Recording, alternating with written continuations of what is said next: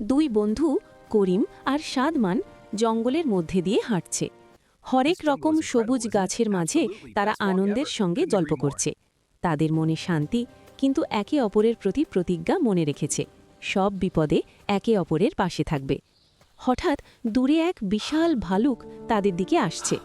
দুই বন্ধুই ভয় পেল। করিম ঠিক করল কি করবে, কিন্তু সাদমান কিছুই বুঝতে পারছে না।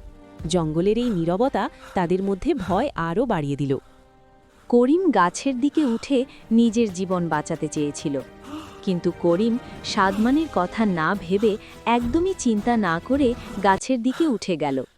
এটি দেখে সাদমানের মন খুব খারাপ হয়ে গেল। সে আর নিজেই গাছের দিকে উঠে যেতে পারল না। এখন সে ভয় পাচ্ছিল ভালুকের হাত থেকে কিভাবে বাঁচবে। হঠাৎ তার মনে হলো ভালুক তো মরা মানুষ খায় না। এই ভেবে সাদমান মরার ভান করে মাটিতে শুয়ে পড়ল। সাদমান মাটিতে শুয়ে পড়ার সাথে সাথেই ভালুক তার কাছে চলে এলো।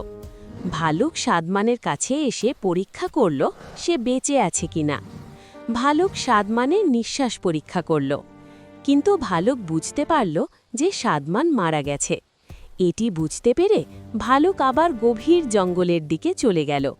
ভালুক চলে যাওয়ার পরে সাদমান ধীরে ধীরে উঠে দাঁড়াল। ভালুক চলে যাওয়ার পরে করিম গাছ থেকে নামল। করিম সাদমানের সামনে এসে দাঁড়াল এবং জিজ্ঞেস করল, আমি কি কিছু ভুল করেছি? আর ভালুক তোমাকে কি বলল? এটি শুনে সাদমানের রাগ হয়ে গেল। সাদমান বলল, ভালুক আমাকে বলেছে বিপদের সময় বন্ধুই প্রকৃত বন্ধু। যে বিপদে অন্য বন্ধুকে রেখে চলে যায় তার সঙ্গে সম্পর্ক ছিন্ন করা উচিত। এই কথা বলার পর সাদমান ধীরে ধীরে চলে গেল। করিম তখন জঙ্গলের মধ্যে একা রইল এবং নিজের ভুল বুঝতে পারল। বিপদের সময় যে বন্ধু পাশে থাকে না, তার সঙ্গে সম্পর্ক ত্যাগ করা উচিত। ভিডিওটি ভালো লাগলে চ্যানেলটি সাবস্ক্রাইব করুন এবং লাইক, কমেন্ট ও শেয়ার করতে ভুলবেন না।